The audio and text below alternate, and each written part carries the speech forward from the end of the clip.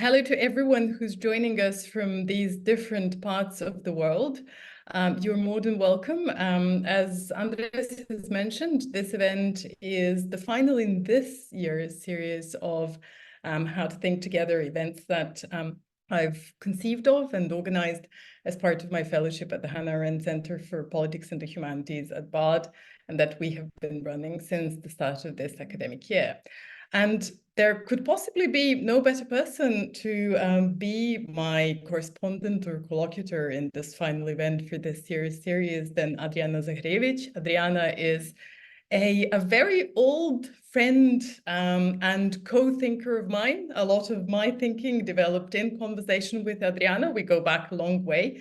However, that is not the only reason nor the principal reason, I have to say, why Adriana is here with us tonight. Adriana is, as Andres has said, also quite a prominent philosopher in the context not only of the Western Balkans, but also internationally.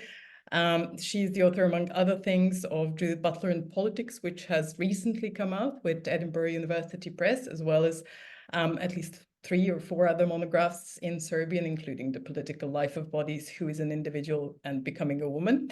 Adriana's recent text, or again, a text that came out recently in Science called Butler Traveling East, engages with the question of translation, in particular translation of theories, including, for instance, Judith Butler's theories to contexts other than the contexts in which that theory or those theories originated. Now, one of the reasons why I really wanted to have Adriana in this series and talking to us all here tonight is because when we talk about thinking together, it's obvious that thinking in a lot of ways happens in language, and that language is not necessarily one that's universal or shared. In other words, a lot of thinking, including thinking together, happens in translation.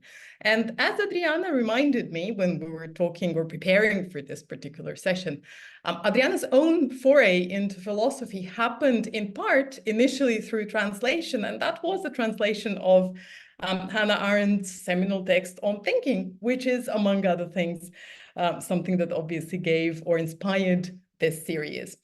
So from there to writing a book in English on Judith Butler and politics is quite an interesting trajectory. So Adriana, I was wondering if you wouldn't mind just giving us a short introduction or summary about your own intellectual trajectory and how you went from translating Hannah Arendt to writing not only about, but with Judith Butler, and how the question of thinking together or the motif of thinking together played a role in this. Thank you, Jana, and also I'm very grateful to the Philosopher and to Jana for inviting me and having me with you for this final session, as you said. I also kind of feel weird that I'm hosting you almost in my living room, and it's not COVID outside, so it's a bit confounding. As you said, I mean, I was thinking and talking recently about this kind of interesting trajectory, or in a way, funny trajectory of how, in fact, translation introduced me to a kind of, to various forays. I mean, in a way, I was a very young student of philosophy, and at the time, my chosen language was not English. I was, in fact, much better in German. And it was rather practicing English, and through practicing English, I started translating. And with those translations, as I said, in a very, it was a fluke or some kind of kairos, that led me to, on the one hand, my first job, where I learned both how to translate, to review text, to read texts, and that is Radio Belgrade 3, where I also, in a way, learned not only English, but also Serbian language and this real idea how you put one language to use in your own language.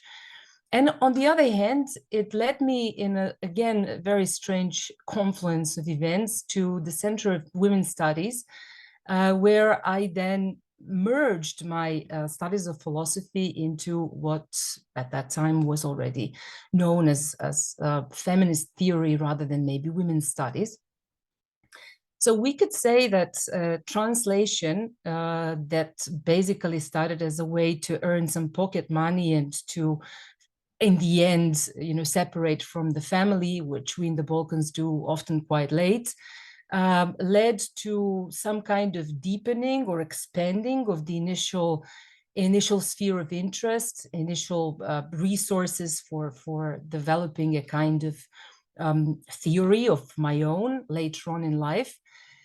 And funnily enough, you mentioned Hannah Arendt, but before Hannah Arendt, there was a translation of Hobbes, for example, because I learned that we should be only writing about people whose mother tongue we can understand and read. And as English then became, in fact, the language that I found myself most comfortable with, I was writing a BA on Hobbes, and then as a kind of debt to Hobbes, I translated Hobbes. Later on, as a kind of debt to my supervisor, even though I went in completely different direction than Arendt at the time, more in a kind of social history of feminism and understanding what is the subject of feminism.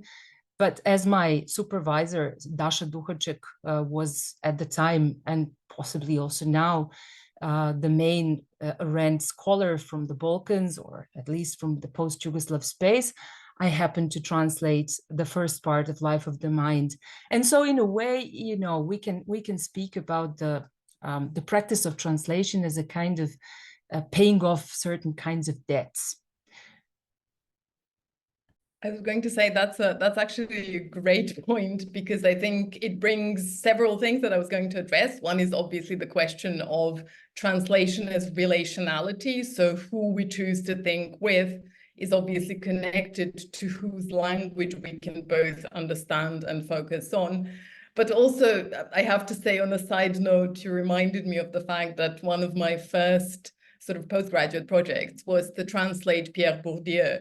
And because I could not access at the time, Adriana and I were both studying in Belgrade, although at slightly different times, I could not access the English translations at the time. I started translating Bourdieu from the original French into Serbian. And to this day, I actually credit that particular, in many other ways, not particularly pleasant or enjoyable practice, I credited for my actually, I would like to think, relatively profound understanding of Bourdieu. So it's really interesting to reflect on how these different things come about as sort of parts of what makes one's philosophical thinking trajectory. But another thing that you've raised is obviously the prominence of English as the lingua franca, or as the, I think we could possibly agree now, the dominant language of thinking, and certainly thinking in the academia, and the way in which it has, certainly in the European thinking domains, displaced German, which used to be kind of the main and the kind of required language for thinking. And in some ways, not to bring Arendt back into the discussion, but also maybe, yes, to bring Arendt back into the discussion a bit, it in some ways actually also mimics or repeats Arendt's own trajectory, because Arendt was also in a position in which she had to move from speaking, writing, and obviously almost exclusively thinking in German into doing all of these, or at least some of these things, in English, and in conversation with several of her correspondents, including most prominently Mary McCarthy. She often actually reflected on this, or reflected on the ascendance of English as the main language of thinking and communication. Now, what I was going to move us on to on that particular point or note is really to kind of think a bit about the way in which there are, obviously, as there are many Englishes, there are different ways to approach English. And I think today, despite the fact that there has been, I would say, increasing attention to different forms of positionality in knowledge production and positionality in thinking. So what the place that we come from, or what the place where we are located institutionally, geographically, identity-wise, historically, and so on and so forth, how it shapes both institutional and, I would say, sort of institutional trajectories and intellectual biographies. What has writing from, I think we could say the Balkans, or this problematized term of the Western Balkans or post-Yugoslav space. How has that featured in your trajectory or in your thinking? So what role has this location or position within the Western Balkans played, and how did you yourself reflect on it as you were going along? So from translating Hobbes to talking to and sort of corresponding with Judith Butler.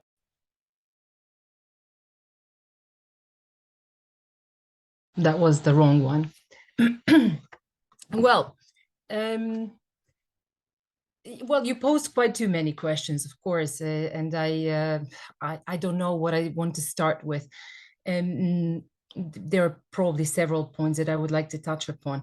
So what I really wanted to say is that one of the things which I learned through the practice of translation, which unfortunately I'm not doing as much as I did before and as much as I would like to, but probably, you know, there's going to be again a time when there's going to be space and time for slower thinking and slower doing of the, well, of translation, basically, is that translation is, I was really thinking about this, reading also your takes on thinking together. And I think that we should at least stop there for a moment and think about it together. Yeah, so I was thinking that translation is really a kind of not only the most profound way of reading someone's work, but also then translating the ideas. So being in a real conversation in a way, at least if not with the person you are translating, then with yourself as someone who understands those ideas. So there is an Arendtian moment of, you know, being two in one, being in conversation with yourself, being in a way plural, but that plurality in yourself is being mediated by the person that you are translating. So it is a very transformative experience for the translator themselves. But at the same time, I was also thinking how it's also a necessary precondition for, as you said, you claim that thinking with Aristotle is obviously not thinking together with Aristotle. And that's, of course, clear.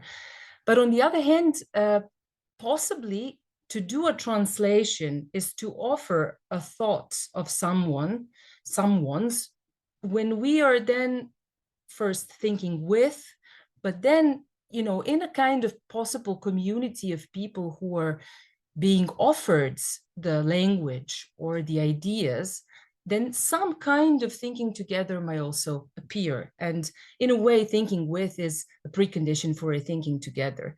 And what I also find enormously important, and that links me then to what you asked about this kind of specific positionality to the Western Balkans or the Balkans, or I would be very precise and say Serbia, is that translation is, it's a kind of diplomacy as well, because I mean we're introducing a language, or expanding the scope of ideas possible.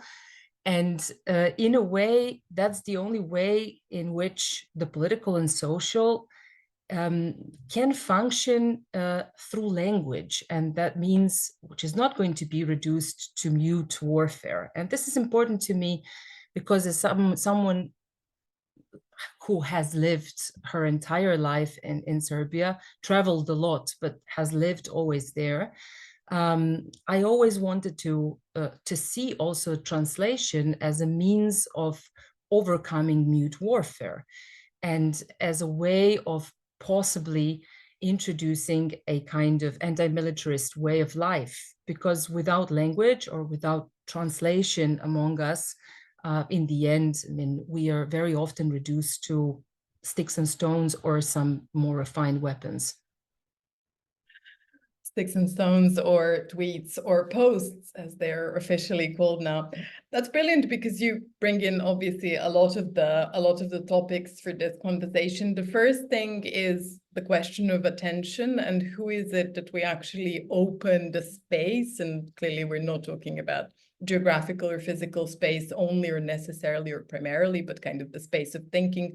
Who is it that we open it to when we translate? And I would even expand this towards, you know, sort of a slightly the Redian, but also in many other ways, Arendtian principle of hospitality. So who is it that we actually give platform to when we translate or when we engage in conversation, when we invite certain kinds of forms of thought, whether they are carried by specific thinkers, whether they're associated with specific thinkers, or whether we just invite them as concepts, as I've just done with hospitality. So I think that's one thing in the feature, or the way that attention plays a role there, and the way that attention is, of course, being certainly at present a scarce resource. It's also unequitably distributed. So as Simone Weil has famously argued, who we give attention to and the way that we pay attention to what others are doing, saying, claiming, feeling, and so on and so forth is probably the fundamental, and if not the, then certainly one of the fundamental features of political life. So life in a collective. And the other is obviously building on what you said about the background of growing up in the Balkans and growing up amidst sort of an open, recognized, formal political conflict. The relationship between thinking together, recognizing other people's vernaculars, so to speak, and plurality, and how we actually reconcile different languages in the broader sense of the term, and different normative and interpretative frameworks. And I think there is something really poignant about what you said regarding the relationship between being able to bring in those networks and at the same time to use that kind of diversity or plurality or multiplicity of languages to work towards, I don't want to necessarily say overcoming divisions, but certainly towards repairing or maintaining a political space rather than allowing it to disintegrate.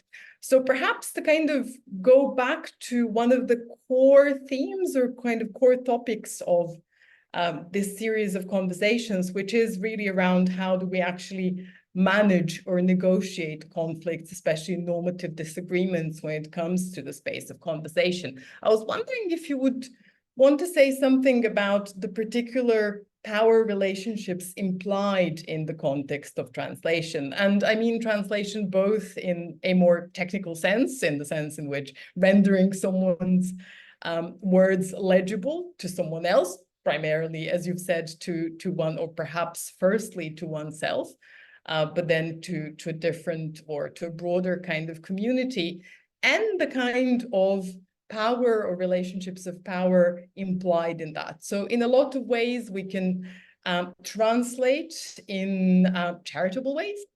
We can pay attention in ways that expand, invite, add, but we can also translate in, I would say, somewhat reductive ways. We can translate in ways that seek to minimize or diminish either the reach or the applicability or the value of the argument. And often this can be, I guess, seen as barely misunderstanding or just misunderstanding, but I think that there are often other things at play. So I'm wondering what your own experience in terms of being seen, read, translated as someone who's coming from a particular space, from a particular epistemic and again geographical position, what your own experiences about this have been. Well, talking about power, I would say that translation needs to be precise and needs to be generous, and that's something which I find the most important. I think that, and I'm there not inventing anything, I'm just basically rephrasing Benjamin from The Task of Translator, that any translation is a kind of fortleben, so a kind of survival of the first text and a continuation of the text, giving a new life to whatever the text was previously in a new language, however minoritarian that language might be. So in that sense, I really believe in the power of continuation of the primary text through all the translations. As you said, I was always I was always very happy and to be translated in whatever minoritarian language, and even more than to write in English and to maybe publish in English, even though I am absolutely aware, and this is somehow returning to your previous question, that English is the lingua franca, and that in order for us to communicate in this huge market that is academia today, we need to write and make ourselves understandable in English if we don't want to remain within just my minority language, but also in a kind of minoritarian thinking. And whether that's good or bad, I am not the one to judge. I would only say that it is at the moment a reality of our academic lives. I also wanted to say, when you mentioned English as a lingua franca, that at the time when I was beginning my studies, which was at the very end of the 1990s, English was, at least not in this part of the world, English was still not the lingua franca. At the Faculty of Philosophy, or at least at the Department of Philosophy, German and to an extent French were possibly more important.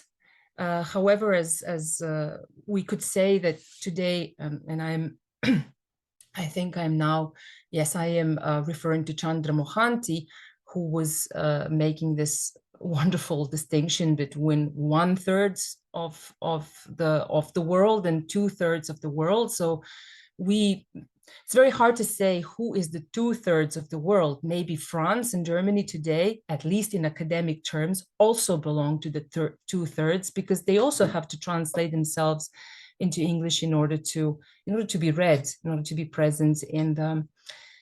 So in a way, I would say that the real power lies rather in our being able to speak or write in English than to translate something from another language into our own language. That's a great beginning of an answer, but I'm not going to let you off the hook that easily.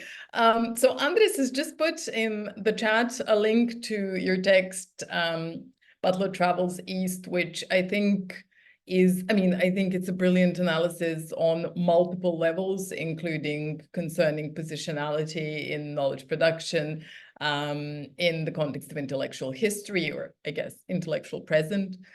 Intellectual history of the present, as Foucault might have put it, in the context of, I would say, sort of history of social movements, including feminism in the Western Balkans and the transnational nature of feminism. That there are many ways in which one can read the text, but one of the reasons why I'm bringing it in now, and I do encourage everyone to read it, it is accessible for free, so Science have made it open access. So is really the question of, okay, so what happens if, from a position that, again, problematically, but not entirely unfoundedly, we could dub as the semi-periphery, you are in effect seen as someone who is translating, which means in some ways importing, adopting, adapting concepts, including theoretical concepts, from sort of a different context. In this particular case, I mean, sort of gender or gender as performance, not only obviously within the context of Butler's theory, and I think your text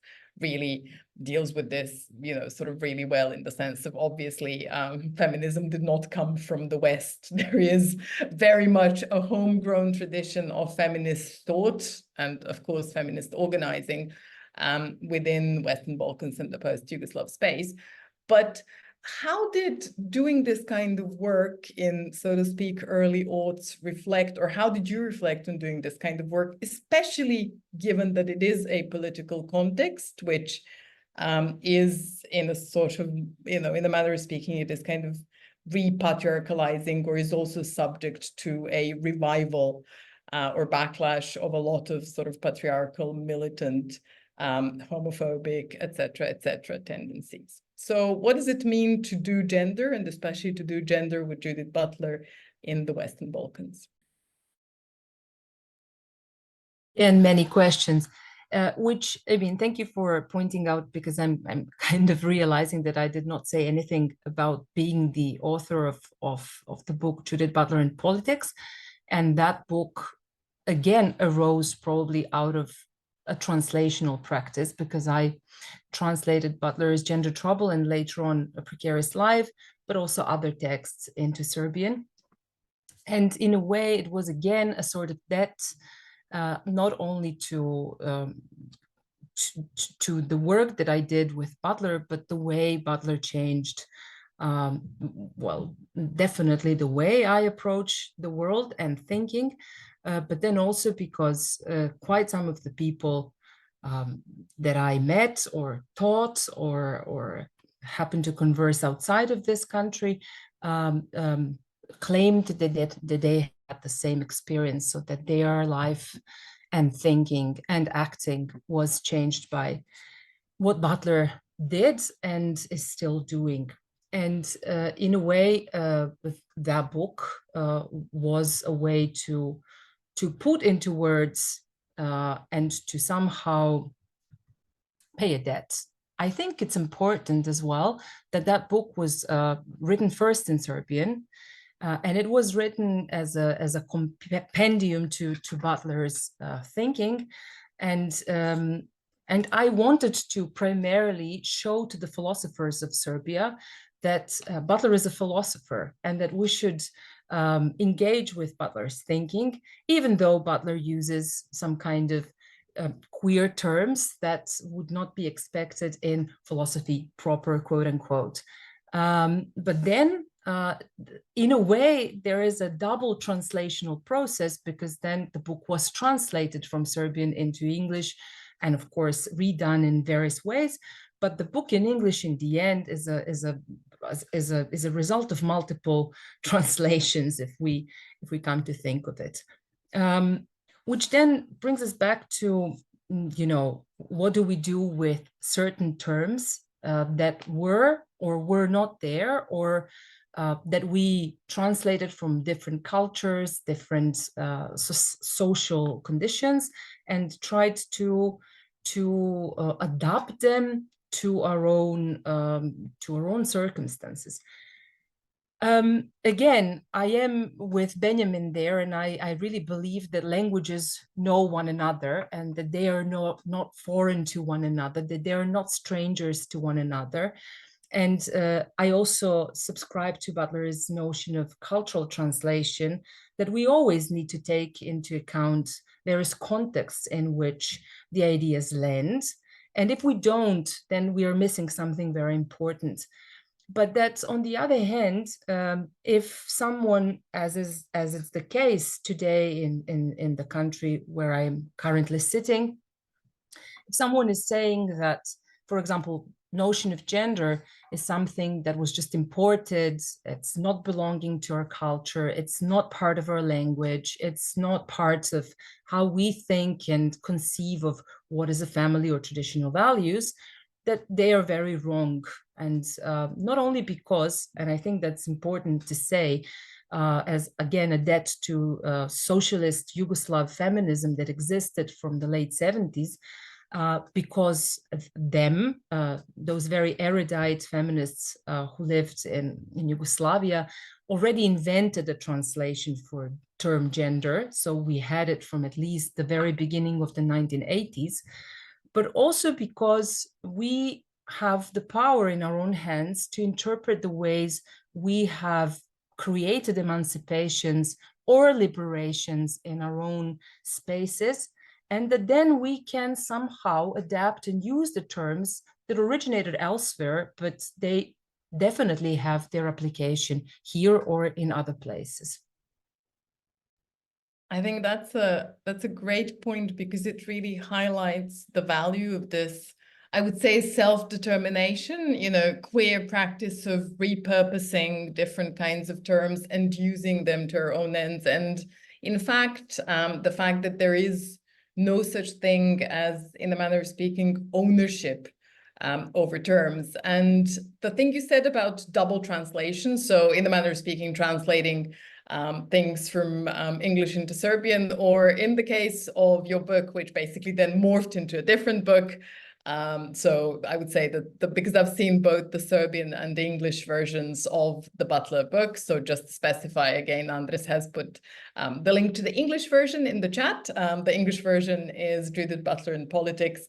The Serbian version is slightly different, although it is also about the political philosophy of Judith Butler. There is an argument to be made about also translating what has been seen as primarily a contribution to feminist theory or to theorizing about gender into the broader sphere of political philosophy. And much like you, and I think I told you this when you first published the book in Serbian, to me, I couldn't be more in agreement. And in a lot of ways, I was actually really grateful to you for writing the book, and I'm increasingly grateful to you for now also the book existing in English, because I've tried making the same argument, and it was a shock to me to realize that in the English-speaking context of mainstream philosophy, that argument needed to be made at all. And that is the argument that Butler is not writing about gender alone. As a matter of fact, as you have also highlighted in the Science article, Butler has in fact not been writing primarily about gender for the past 10 or 20 years at least,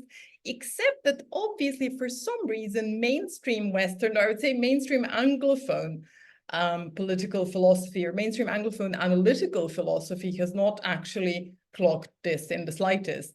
And this isn't to plug my own work, nor in any way to sort of compare it, but one of the things that Andres has also put in the chat is a text I wrote for the Philosopher a couple of years ago called Philosophy Herself, which basically deals precisely with the question of, how does this happen? So how has this happened to even such notable thinkers such as Simone de Beauvoir, or for that matter, Hannah Arendt, or Sarah Ahmed, or Judith Butler? So why is it that women and non-binary thinkers actually need to justify their membership in the community of thinkers rather than in the community of feminist thinkers? And how is it that whenever people who have written about gender or sexuality or anything related to that write philosophy, they get positioned as, feminist or queer theorists, and when men write philosophy, they just get positioned as philosophers.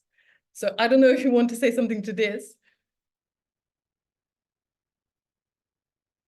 Well, I will be very brief. At some points in my life, when I finished my BA in philosophy, I continued with what was at that time gender studies at the Faculty of Political Sciences in Belgrade. And I was, so to say, following the entire development of that program from its specialization course to the PhD.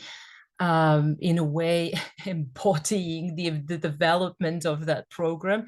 And I'm quite proud of that, I would have to say, because, in a way, we witness there the birth pangs of how feminist theory gets institutionalized or not.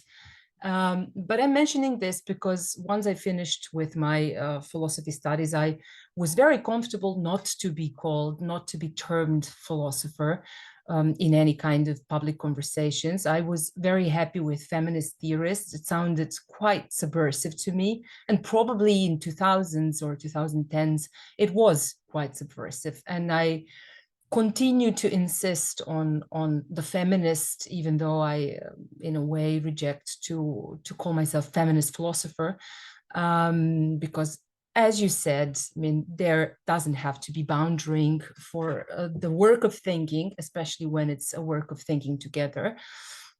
But I have to say that today I also enjoy and even relish in self-referring to myself as a philosopher, because in Serbian there is a female way of saying filozofkinja, so that is a kind of even more subversive than saying that you're a feminist theorist. So sometimes we do some things with those kind of positionings that we have not chosen, But if we choose them and if we turn them into a kind of positionality, that can be playful. Of course, it can be risky as well, but you know, play and risk, they often come together. Sure, words have never been spoken in the context of the Philosopher seminar series, or you know, maybe some that are contenders, but certainly not any that would win that contest hands down.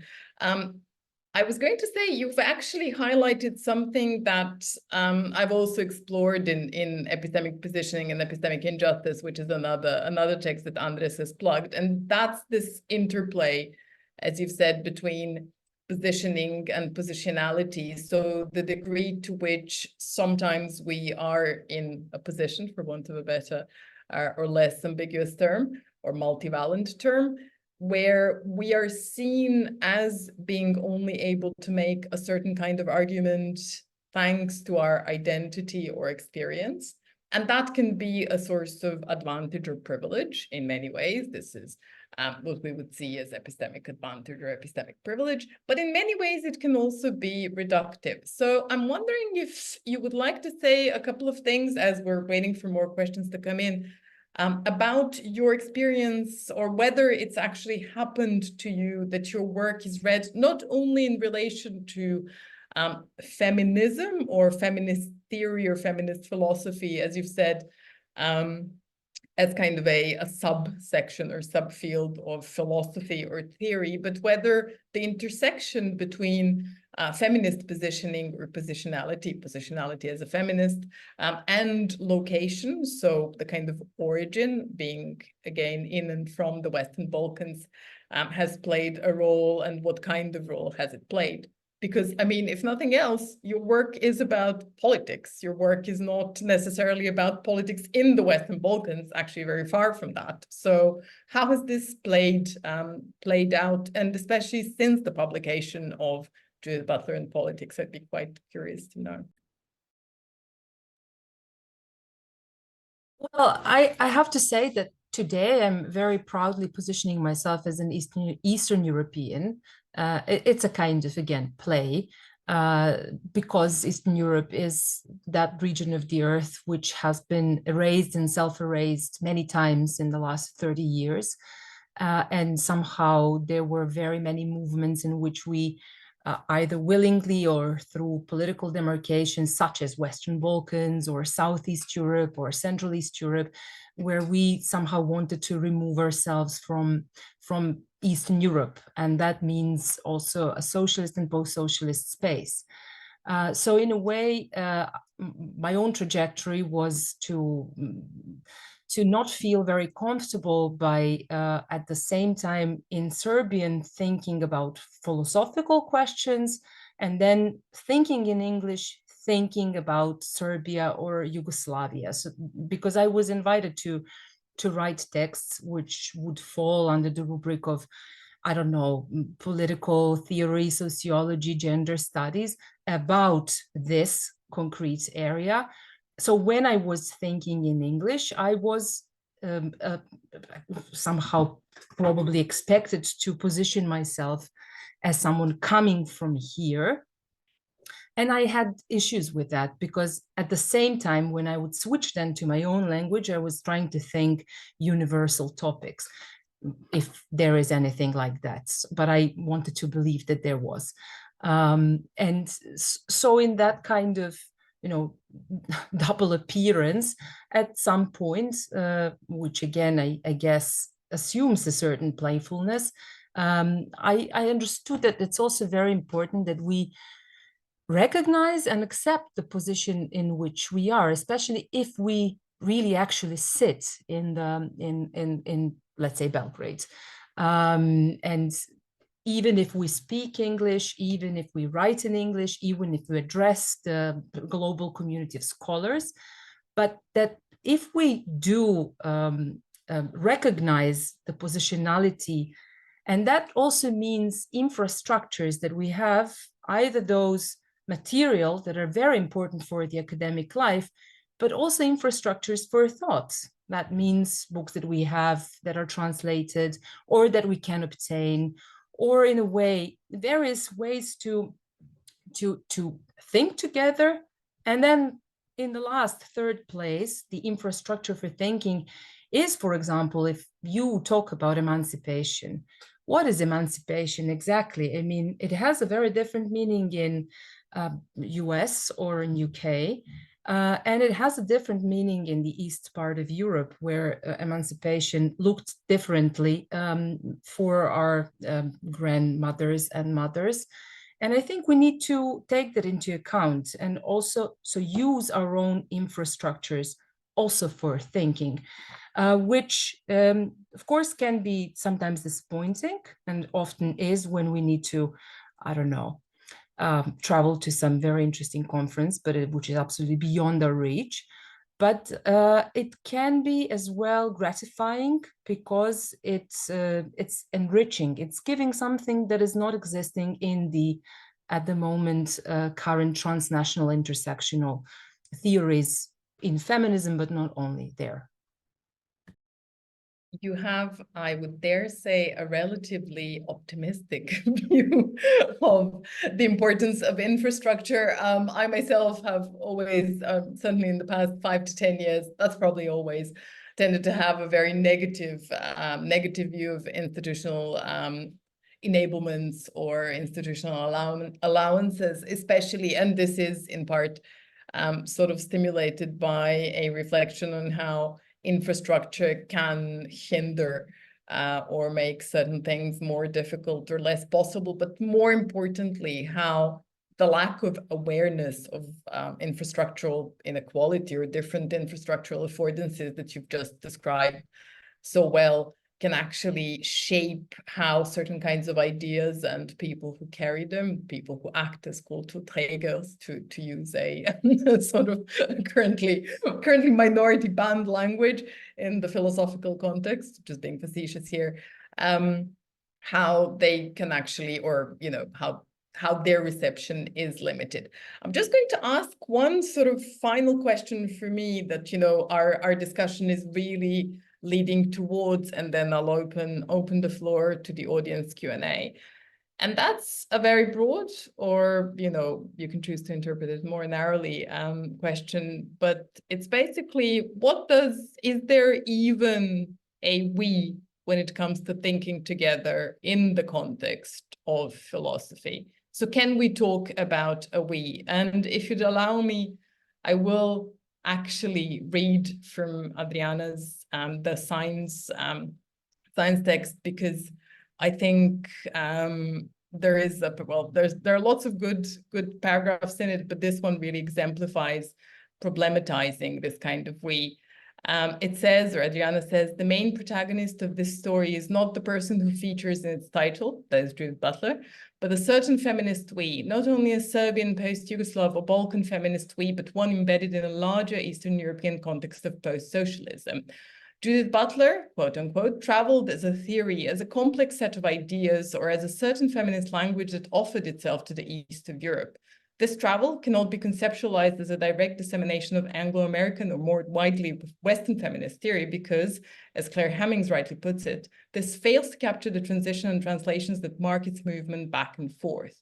What we did with Butler says more about us, the often invisible we, that began to unfold and take shape at the same time when the Butler moment in feminism took place. The positionality of this we is, as Teresa Kulawik points out, difficult to conceive and tends to be carved in and out of a cartography of absences. By relating this post-socialist placelessness, so not placelessness, placelessness, to how Butler's work has been read and translated or not, I wish to offer an account of knowledge production that struggled with its own positionality, with its own pasts and futures. In examination of the past 3 decades of feminist theoretical engagements with Butler in the multi-layered post-socialist Serbian, post-Yugoslav, Balkan, and Eastern European contexts suggests a different archive of feminist quests, a quest for language, for an identity, and finally for political position. Now, what kind of we, or what kind of plural collective does this political position lead into or allow us to participate in, if any at all? Well, thank you for reading this very long paragraph in the end. I mean, it spoke more than, it's better than I would probably say anything now. Well, I was rather searching for a broader and more expansive we than the one which is very often already there, and that's a post-Yugoslav we.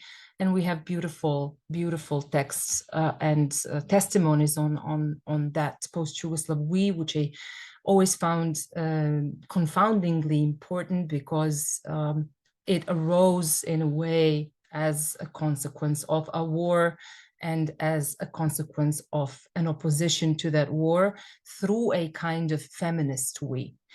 But then I was thinking whether we should constantly remain within this Yugo exceptionalist we, because Yugoslavia was exceptional before 1989, so before the fall of the wall, and also after, because of the wars that it had to endure.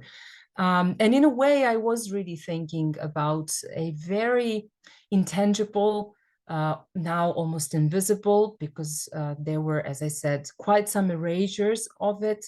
We, that belongs to the quite a big region which had socialism for quite a portion of time in the 20th century. And what kinds of, you don't like infrastructures, but I will insist on them, what kind of infrastructures, especially for women and then also feminists who emerged in the 1990s, were there for us, and how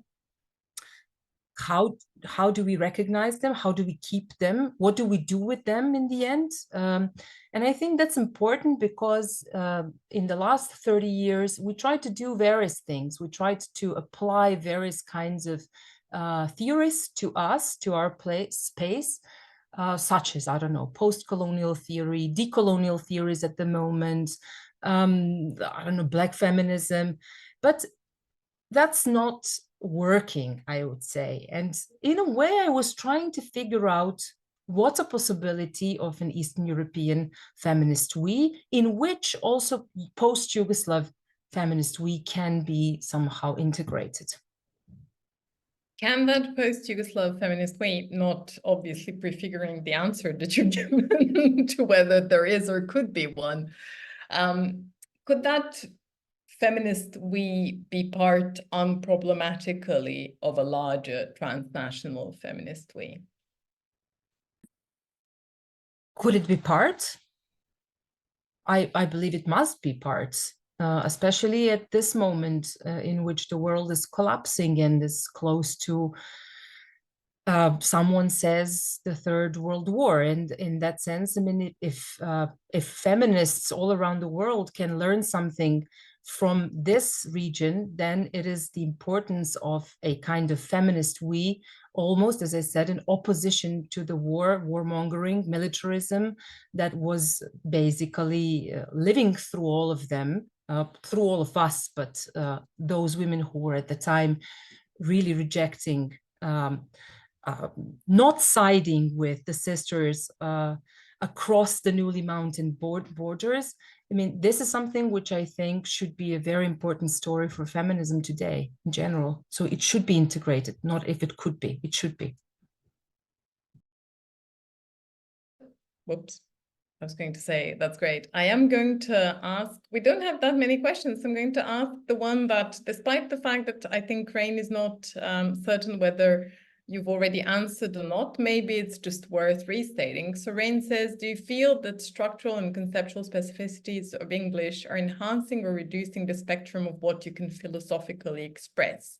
When concepts cross linguistic borders, they're always at least minimally transformed in the new context of the target language.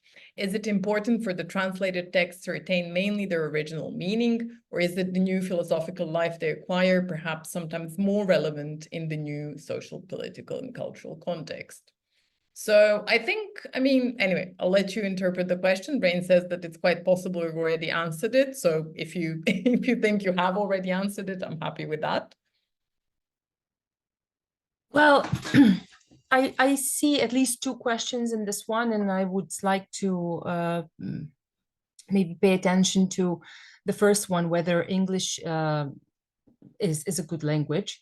I think that, you know, the idea of having one language, and which would be the Greek koine, so this common language of all of us, or the Latin, which used to be that one language in which everyone who knew how to read and speak would understand one another, is a good thing. I mean, Esperanto was in a way an attempt to reach that kind of commonality that is going to give us a chance to think with, but then also really think together, because there is no thinking together if there is not a language that we can use and understand one another. If I speak Serbian and someone else there speaks, I don't know, Russian or German or other languages that I might not be understanding, then there is no even an attempt to think together, not even an attempt to start a conversation.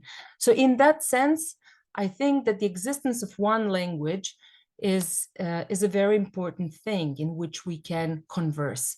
On the other hand, I mean, as it was the case with Greek koine, there were other languages that were barabara, so that's where we have barbarians from.